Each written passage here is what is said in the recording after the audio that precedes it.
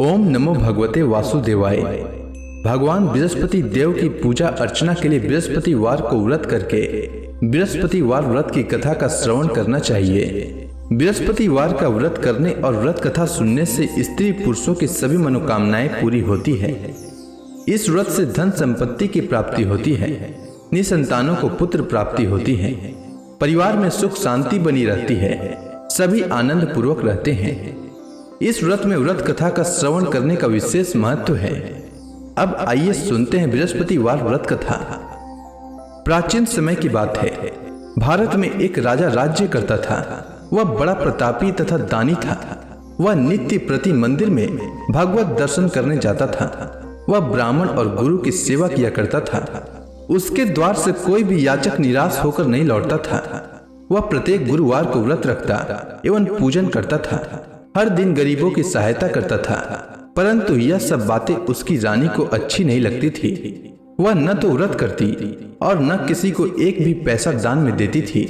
वह राजा से भी ऐसा करने को मना किया करती थी। एक समय की बात है, राजा शिकार खेलने वन को चले गए। घर पर रानी और दासी थी। उस समय गुरु बृहस्पति साधु का रूप धारण कर राजा के दरवाजे पर भिक्षा मांगने आए। साधु ने रानी से भिक्षा मांगी तो वह कहने लगी, हे साधु महाराज, मैं इस दान और पुण्य से तंग आ चुकी हूँ। इस कार्य के लिए तो मेरे पति देव ही बहुत हैं।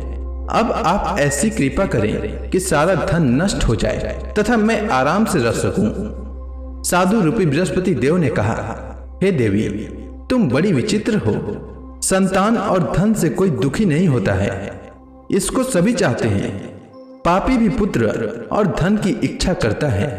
अगर तुम्हारे पास धन अधिक है तो भूखे मनुष्यों को भोजन कराओ, प्याऊ लगाओ, ब्राह्मणों को दान दो, धर्मशालाएं बनवाओ, कुआं, तालाब, बावड़ी, बाग, बगीचे आदि का निर्माण कराओ तथा निर्धनों की कुंवारी कन्याओं का विवाह कराओ, साथ ही यज्ञ आदि करो। इस प्रकार के कर्मों से आपके कुल का और आपका नाम परलोक में सार्थक होगा एवं स्वर्ग की प्राप्ति होगी।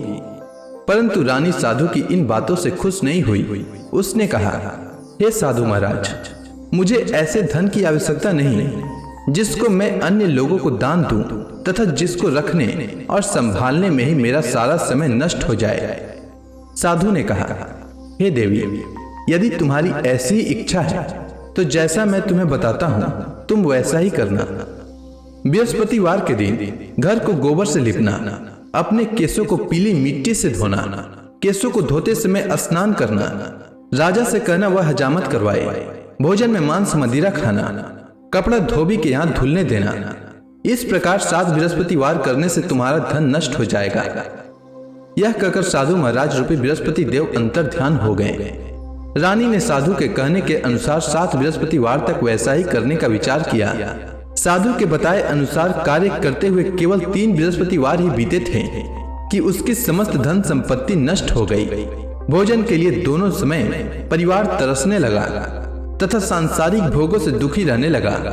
तब वह राजा रानी से कहने लगा कि हे रानी, तुम यहाँ पर रहो, मैं दूसरे देश को जाता हूँ, क्योंकि यहाँ पर मुझे सभी मनुष्य जानते हैं, इसलिए मैं यहाँ कोई कार्य नहीं कर सकता। मैं अब परदेश जा रहा हूँ, वहां कोई काम धंधा करूंगा, शायद हमारे भाग्य बदल जाए। ऐसा कहकर राजा परदेश चला गया।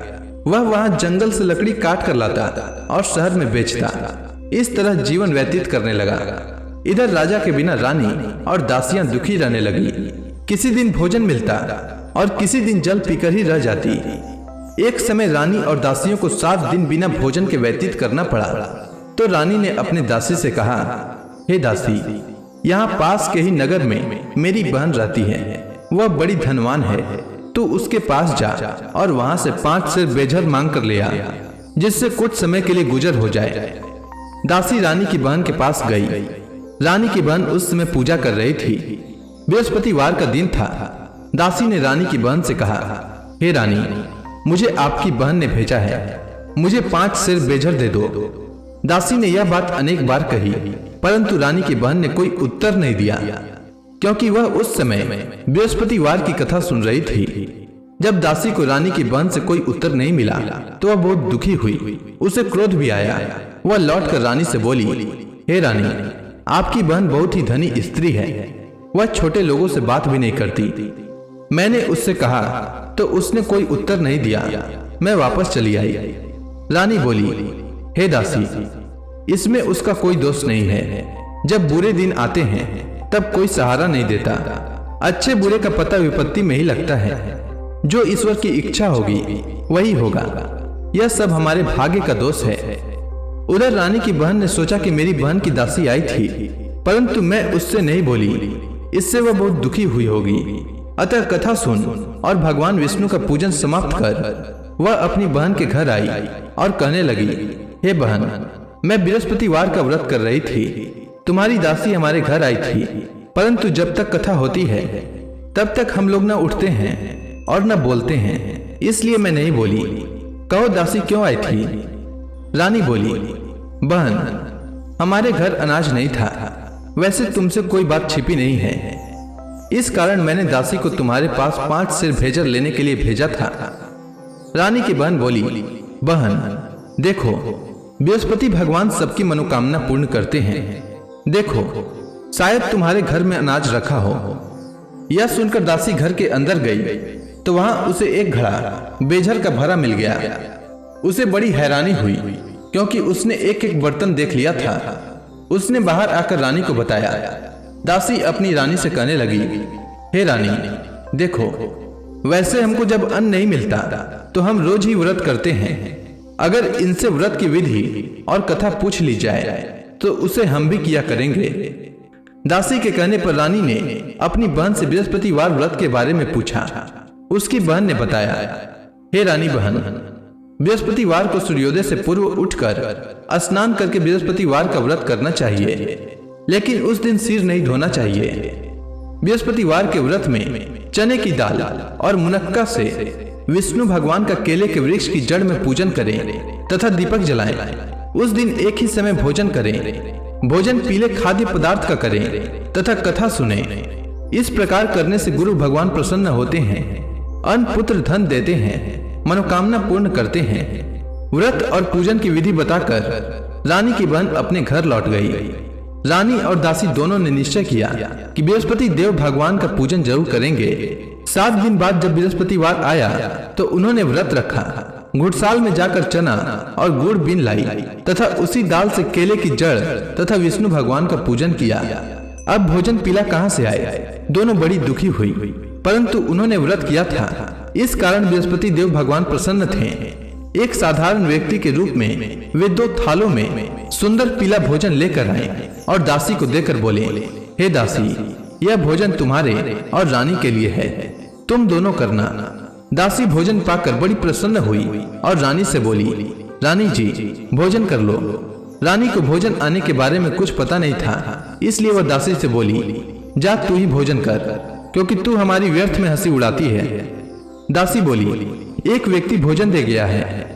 रानी कहने लगी, वह भोजन तेरे लिए दे गया है, तू ही भोजन कर। दासी ने कहा, वह व्यक्ति हम दोनों के लिए 2 थालों में भोजन दे गया है, इसलिए मैं और आप दोनों ही साथ साथ भोजन करेंगी। दोनों ने गुरु भगवान को नमस्कार कर भोजन प्रारंभ किया। उसके बाद से वे प्रत्येक बृहस्पतिवार को गुरु भगवान का व्रत और पूजन करने लगी। बृहस्पति भगवान की कृपा से उनके पास धन हो गया, परंतु रानी फिर से पहले की ही तरह आलस्य करने लगी। तब दासी बोली, देखो रानी, तुम पहले भी इस प्रकार आलस्य करती थी। तुम्हें धन के रखने में कष्ट होता था, इस कारण सभी धन नष्ट हो गया। अब गुरु भगवान की कृपा से धन मिला है तो फिर तुम्हें आलस्य होता है। बड़ी मुसीबतों के बाद हमने यह धन पाया है, इसलिए हमें दान पुण्य करना चाहिए। तुम भूखे मनुष्यों को भोजन कराओ, प्याऊ लगवाओ, ब्राह्मणों को दान दो, कुआं तालाब बावड़ी आदि का निर्माण कराओ, मंदिर पाठशाला बनवाकर दान दो, कुंवारी कन्याओं का विवाह करवाओ। धन को शुभ कार्यों में खर्च करो, जिससे तुम्हारे कुल का यश बढ़े तथा स्वर्ग प्राप्त हो और पितृ प्रसन्न हो।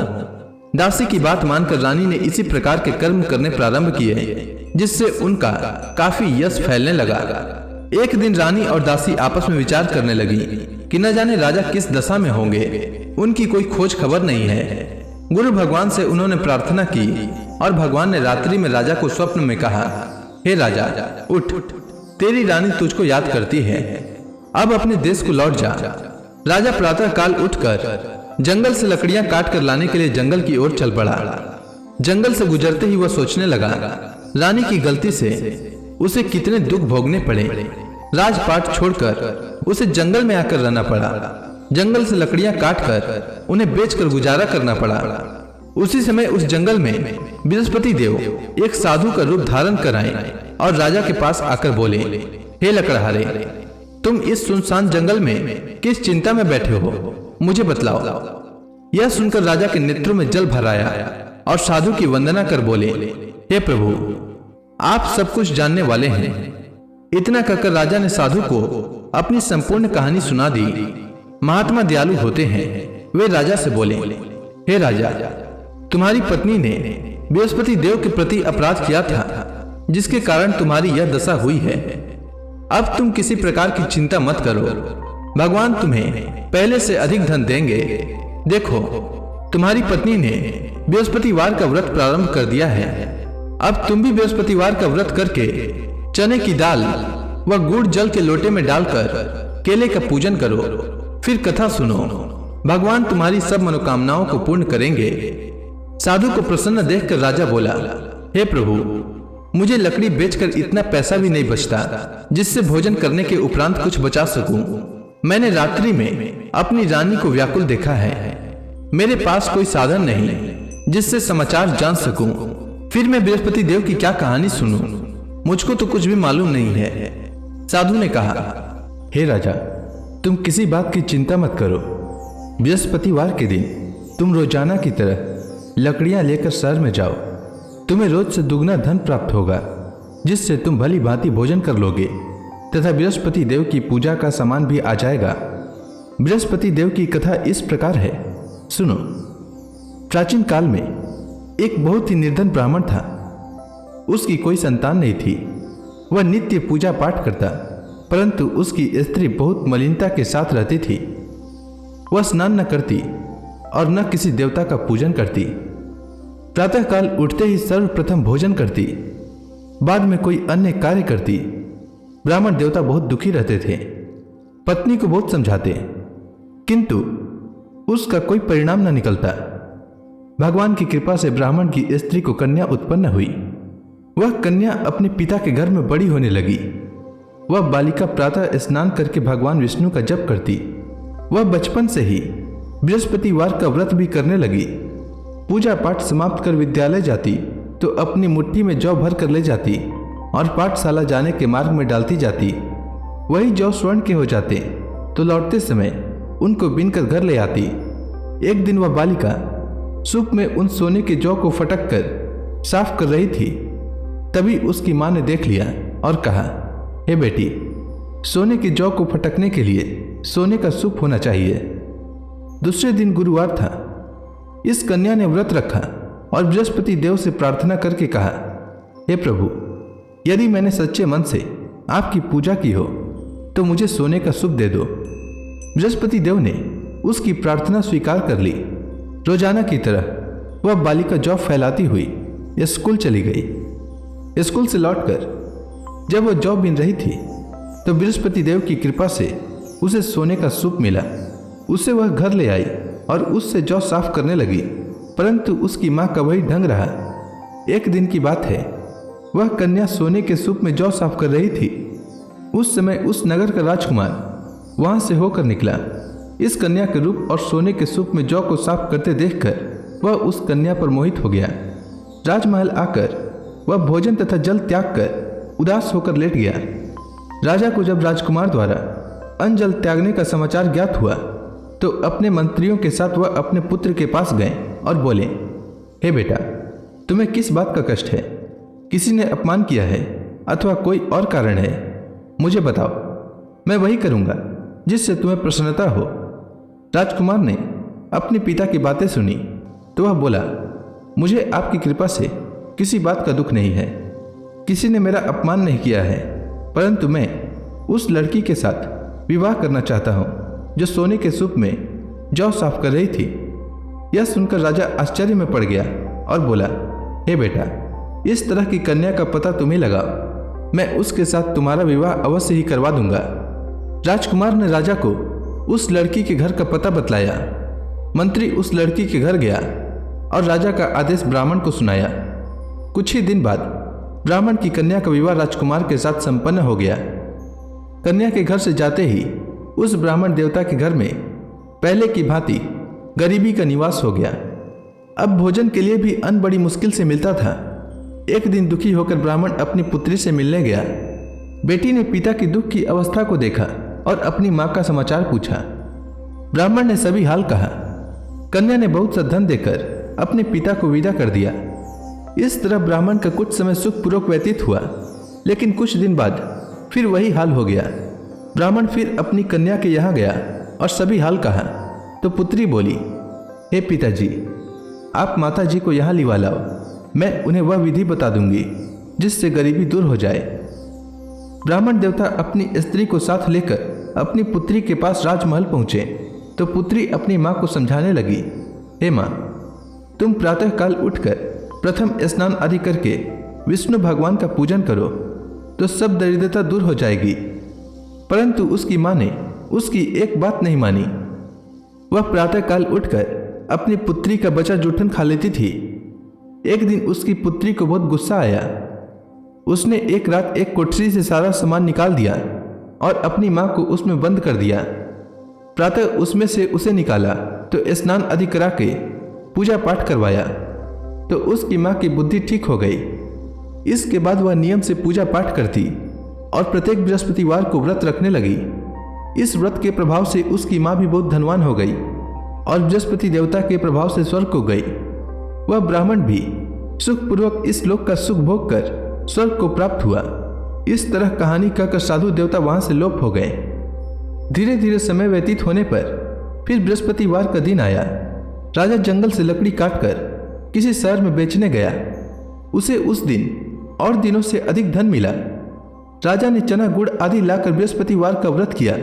उस दिन से उसके सभी क्लेश दूर हो गए। परंतु जब अगला गुरुवार का दिन आया तो वह बृहस्पतिवार का व्रत करना भूल गया। इस कारण बृहस्पति भगवान नाराज हो गए। उस दिन उस नगर के राजा ने विशाल यज्ञ का आयोजन किया तथा अपने समस्त राज्य में घोषणा करवा दी कि कोई भी मनुष्य अपने घर में भोजन न बनाए तथा आग भी न जलाए। समस्त लोग मेरे यहाँ भोजन करने आवे। इस आज्ञा को जो न मानेगा उसको फांसी की सजा दी जाएगी। राजा की आज्ञानुसार राज्य के सभी वासी राजा के भोज में सम्मिलित हुए, लेकिन लकड़हारा कुछ देर से पहुंचा, इसलिए राजा उसको अपने साथ महल में ले गए। जब राजा लकड़हारे को भोजन करा रहे थे तो रानी की दृष्टि उस खुटी पर पड़ी जिस पर उसका हार लटका हुआ था। उसे हार खुटी पर लटका दिखाई नहीं दिया। रानी को निश्चय हो गया कि मेरा हार इसी लकड़हारे ने चुरा लिया है। उसी समय सैनिक बुलवाकर उसको जेल में डलवा दिया। जब लकड़हारा जेल खाने में गया तो बहुत दुखी होकर विचार करने लगा कि न जाने कौन से पूर्व जन्म के कर्म से मुझे यह दुख प्राप्त हुआ है, और उसी साधु को याद करने लगा जो जंगल में मिला था। तत्काल बृहस्पति देव साधु के रूप में प्रकट हो गए और उसकी दशा को देखकर कहने लगे, अरे मूर्ख, तूने बृहस्पति देवता की कथा नहीं कही, इसी कारण तुझे दुख प्राप्त हुआ है। अब चिंता मत कर। बृहस्पतिवार के दिन जेल खाने के दरवाजे पर 4 पैसे पड़े मिलेंगे। उनसे तू बृहस्पति देव की पूजा करना तो तेरे सभी कष्ट दूर हो जाएंगे। अगले बृहस्पतिवार उसे जेल के द्वार पर 4 पैसे मिले।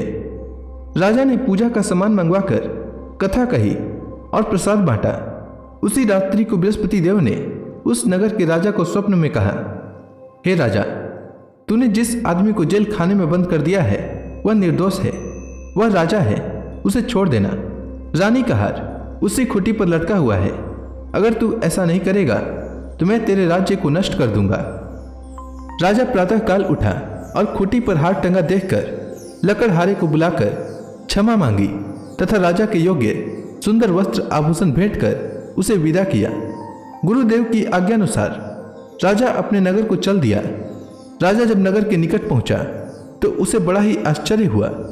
नगर में पहले से अधिक बाग, तालाब और कुएं तथा बहुत सी धर्मशालाएं, मंदिर आदि बने हुए थे। राजा ने पूछा कि यह किसका बाग और धर्मशाला है। तब नगर के सब लोग कहने लगे कि यह सब रानी और दासी द्वारा बनाए गए हैं। राजा को आश्चर्य हुआ और गुस्सा भी आया। जब रानी ने खबर सुनी कि राजा आ रहे हैं तो उसने अपनी दासी से कहा, हे दासी, देख, राजा हमको कितनी बुरी हालत में छोड़ गए थे। वह हमारी ऐसी हालत देखकर लौट न जाएं, इसलिए तू दरवाजे पर खड़ी हो जा। रानी की आज्ञा अनुसार दासी दरवाजे पर खड़ी हो गई। जब राजा आए तो उन्हें अपने साथ महल में लिवा लाई। तब राजा ने क्रोध करके अपनी तलवार निकाली और पूछने लगा, बताओ, यह धन तुम्हें कैसे प्राप्त हुआ है? तब रानी ने बताया, हमें यह सब धन बृहस्पति देव के व्रत के प्रभाव से प्राप्त हुआ है। राजा ने तब निश्चय किया कि 7 रोज बाद तो सभी बृहस्पति देव का पूजन करते हैं, परंतु मैं रोजाना दिन में 3 बार कथा कहा करूंगा तथा रोज व्रत किया करूंगा। अब हर समय राजा के दुपट्टे में चने की दाल बंधी रहती तथा दिन में 3 बार कथा कहता। एक रोज राजा ने विचार किया कि चलो अपनी बहन के यहाँ हो आवे। इस तरह का निश्चय कर राजा घोड़े पर सवार हो अपनी बहन के यहाँ चल दिया। मार्ग में उसने देखा कि कुछ आदमी एक मुर्दे को लिए जा रहे हैं। उन्हें रोककर राजा कहने लगा, अरे भाइयों, मेरी बृहस्पतिवार की कथा सुन लो। वे बोले, लो, हमारा तो आदमी मर गया है, इसको अपनी कथा की पड़ी है। परंतु कुछ आदमी बोले, अच्छा कहो, हम तुम्हारी कथा भी सुनेंगे। राजा ने दाल निकाली और कथा कहनी शुरू कर दी। जब कथा आधी हुई तो मुर्दा हिलने लगा और जब कथा समाप्त हुई तो राम राम करते हुए वह मुर्दा खड़ा हो गया। राजा आगे बढ़ा। उसे चलते चलते शाम हो गई। आगे मार्ग में उसे एक किसान खेत में हल चलाता मिला। राजा उससे बोला, अरे भैया, तुम मेरी बृहस्पतिवार की कथा सुन लो। किसान बोला, जब तक मैं तेरी कथा सुनूंगा तब तक 4 हरया जोत लूंगा। जा अपनी कथा किसी और को सुनाना। राजा आगे चलने लगा। राजा के हटते ही बैल पछाड़ खाकर गिर गए तथा किसान के पेट में बहुत जोर से दर्द होने लगा। उसी समय किसान की पत्नी रोटी लेकर आई। उसने जब यह देखा तब हाल पूछा। बुढ़िया दौड़ी दौड़ी उस घुड़सवार के पास गई और उससे बोली, मैं तेरी कथा सुनूंगी, तू अपनी कथा मेरे खेत पर ही चलकर कहना। राजा ने लौटकर बुढ़िया के खेत पर जाकर कथा कही, जिसके सुनते ही बैल खड़े हो गए तथा किसान के पेट का दर्द भी बंद हो गया। राजा अपनी बहन के घर पहुंच गया। बहन ने भाई की खूब मेहमानी की। दूसरे रोज प्रातःकाल राजा जागा तो वह देखने लगा कि सब लोग भोजन कर रहे हैं। राजा ने जब अपनी बहन से पूछा कि ऐसा कोई मनुष्य है जिसने भोजन नहीं किया हो जो मेरी बृहस्पतिवार की कथा सुन ले, तो बहन बोली, हे भैया, यह देश ऐसा ही है। पहले यहाँ के लोग भोजन करते हैं, बाद में अन्य काम करते हैं। अगर पड़ोस में कोई हो तो दिखाती हूँ। ऐसा कहकर बहन देखने चली, परंतु उसे कोई भी ऐसा व्यक्ति नहीं मिला जिसने भोजन न किया हो। वह एक कुम्हार के घर गई जिसका लड़का बीमार था। उसे मालूम हुआ कि उसके यहाँ 3 दिन से किसी ने भोजन नहीं किया है। रानी ने अपनी भाई की कथा सुनने के लिए कुम्हार से कहा। वह तैयार हो गया। राजा ने जाकर बृहस्पतिवार की कथा कही, जिसको सुनकर उसका लड़का ठीक हो गया। अब तो राजा की प्रशंसा होने लगी। एक दिन राजा ने अपनी बहन से कहा, हे बहन, मैं अपने घर जाऊंगा, तुम भी तैयार हो जाओ। राजा की बहन ने अपनी सास से अपने भाई के साथ जाने की आज्ञा मांगी। सास बोली, चली जा, परंतु अपने लड़कों को मत ले जाना, क्योंकि तेरे भाई को कोई संतान नहीं होती है। बहन ने अपने भाई से कहा, हे भैया, मैं तो चलूंगी, परंतु कोई बालक नहीं जाएगा। राजा ने कहा, जब कोई बालक नहीं चलेगा तब तुम जाकर ही क्या करोगी? दुखी मन से राजा अपने नगर को लौट आया। राजा ने अपनी रानी से कहा, हम निसंतान हैं, इसलिए कोई हमारे घर आना पसंद नहीं करता। इतना कह वह बिना भोजन आदि किए शैया पर लेट गया। रानी बोली, हे प्रभु, बृहस्पति देव ने हमें सब कुछ दिया है, वे हमें संतान भी अवश्य देंगे। उसी रात बृहस्पति देव ने राजा को स्वप्न में कहा, हे राजा, उठ, सभी सोच त्याग दे, तेरी रानी गर्भवती है। राजा को यह जानकर बड़ी खुशी हुई। 9वें महीने रानी के गर्भ से एक सुंदर पुत्र पैदा हुआ। जब राजा की बहन ने यह शुभ समाचार सुना तो वह बहुत खुश हुई तथा बधाई लेकर अपने भाई के यहाँ आई। तभी रानी ने कहा, घोड़ा चढ़कर नहीं आई, गधा चढ़ी आई। रानी की बहन बोली, भाई मैं इस प्रकार न कहती तो तुम्हें औलाद कैसे मिलती। बृहस्पति देव ऐसे ही हैं, जिसके मन में जो कामनाएं रहती है सभी को पूर्ण करते हैं। जो सद्भावना पूर्वक बृहस्पतिवार का व्रत करता है एवं यह कथा पढ़ता है अथवा सुनता है और दूसरों को सुनाता है, बृहस्पति देव उसकी सभी मनोकामना पूर्ण करते हैं। बृहस्पति देव उनकी सदैव रक्षा करते हैं। जो संसार में सद्भावना व सच्चे हृदय से बृहस्पति देव का पूजन करते हैं, उनकी सभी मनोकामनाएं उसी प्रकार पूर्ण होती है जैसे रानी और राजा ने बृहस्पति देव की कथा का गुणगान किया। उनकी सभी इच्छाएं बृहस्पति देव ने पूर्ण की। मनुष्य को हृदय से उनका मनन करते हुए जयकारा करना चाहिए। तो प्रेम से बोलिए, बृहस्पति देव की जय, विष्णु भगवान की जय, समस्त देवी देवताओं की जय। अब आप सभी भक्तगण हाथ जोड़कर भगवान श्री हरि का ध्यान करें। आरती होने वाली है। ओम जय जगदीश हरे, स्वामी जय जगदीश हरे।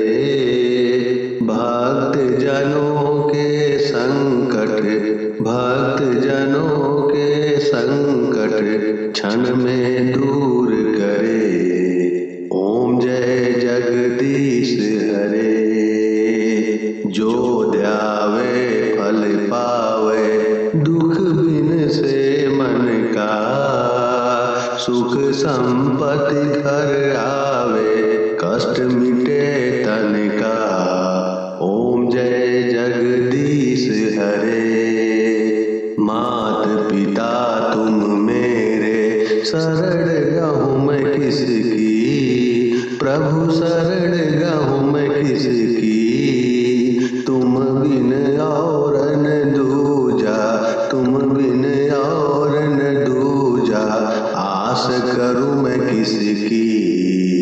ओम जय जगदीश हरे।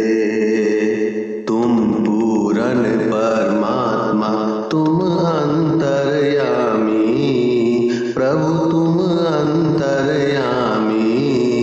पार ब्रह्म परमेश्वर, तुम सबके स्वामी। ओम जय जगदीश हरे। तुम करुणा के सागर, तुम पालन करता, प्रभु तुम पालन करता। मैं मूरख खल कामी, मैं मूरख खल कामी, कृपा करो भरता। ओम जय जगदीश हरे।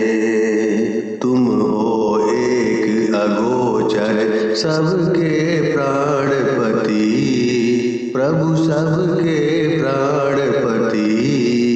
किस विधि मिलूं दया मैं, किसी विधि मिलूं दया मैं, तुमको मैं कुमति। ओम जय जगदीश हरे। दीन बंधु दुख हरता, तुम रक्षक मेरे, प्रभु तुम रक्षक मेरे। अपने हाथ उठाओ, अपने हाथ उठाओ, द्वार पड़ा तेरे। ओम जय जगदीश हरे। विषय विकार मिटाओ, पाप हरो देवा, प्रभु पाप हरो देवा। श्रद्धा भक्ति बढ़ाओ, सनातन की सेवा। ओम जय जगदीश हरे। तन मन धन सब तेरा, स्वामी सब कुछ है तेरा, स्वामी सब कुछ है